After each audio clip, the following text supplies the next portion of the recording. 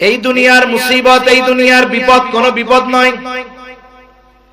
চক্ষু দুটো বন্ধ হওয়ার সাথে সাথে সব মুসিবত বিপদ শেষ।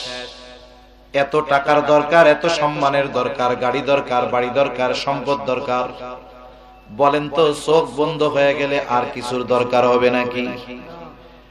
আসল মুসিবত হলো কিয়ামতের ময়দানে। এমন মুসিবত আল্লাহ তাআলা সেই মুসিবতের দিনের কথা কোরআনে বর্ণনা করেন। কেমন মুসিবতের দিন? আমার আগেও হযরত একটু টাচ দিয়ে গেছে যে বিবস্ত্র অবস্থায় মানুষ উঠবে, কেউ কারো দিকে তাকানোর বিষয়টা চিন্তাও করবে না।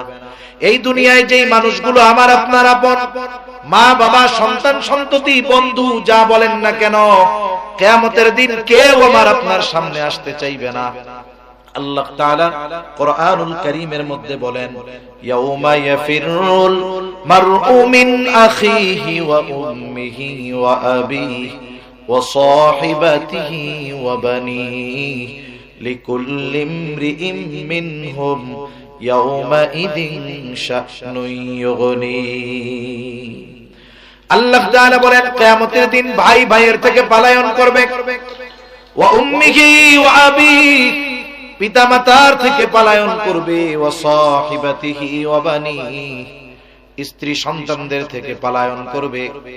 সেই দিন প্রত্যেকটা মানুষ নিজের চিন্তায় বিভোর থাকবে, চিন্তিত থাকবে।